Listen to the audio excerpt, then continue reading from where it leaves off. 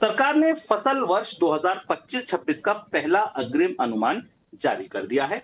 अनुमान के मुताबिक इस साल खरीफ में चावल और मक्के की रिकॉर्ड उपज होने की संभावना है, जिस वजह से कुल खरीफ अनाज का उत्पादन रिकॉर्ड स्तर पर पहुंच सकता है।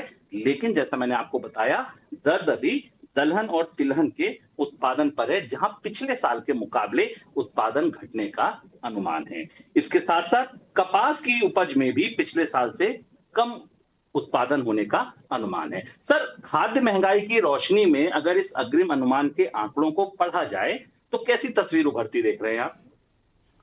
इन आंकड़ों का लंबे समय से इंतजार किया जा रहा था और इसके बाद कम से कम कृषि के मोर्चे पर एक तस्वीर हमारे सामने बनती दिख रही है। अगर आप एक लाइन में इसे समझना चाहें तो ये कह सकते हैं कि बम्पर पैदावार है लेकिन मंडियों में मंदी रहेगी।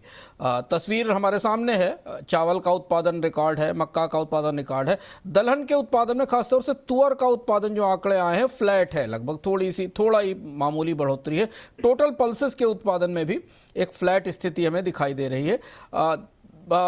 तिलहन में थोड़ी बेहतरी है, अपसाइड दिखता है ग्राउंडनट में और सोयाबीन में। टोटल ऑयल तिलहन में भी थोड़ी बढ़ोतरी दिख रही है। कॉटन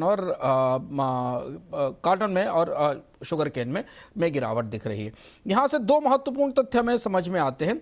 मंडियों में निश्चित तौर पर आवक बढ़ेगी, सीरियल्स की भी और ऑयल सीड्स की भी मंडी अराइवल्स बढ़ेंगे, राइस और खासतौर से धान की आवक बढ़ेगी। लेकिन अब यहाँ से जो बड़ी चुनौती सरकार के लिए शुरू होगी वो ग्रामीण इलाकों में आय घटने की होगी। महंगाई के स्तर पर तो आरबीआई के लिए मैदान साफ है, मतलब आप ये कह सकते हैं आरबीआई तुम आगे बढ़ो, ब्याज दरें घटाओ, महंगाई तुम्हारे साथ है वाली स्थिति है। सीपीआई इन्फ्लेशन वैसे ही माइनस में है, हेडलाइन करीब 10 बेसिस पॉइंट माइनस में नीचे है। आरबीआई का कंफर्ट लेवल 4% है। तो महंगाई के स्तर पर आरबीआई को कोई बड़ी चुनौती नहीं है। अगर आरबीआई चाहे तो ब्याज दरों में 20-25 बेसिस पॉइंट की कमी कर सकता है, जिस पर हम आगे चर्चा भी करेंगे।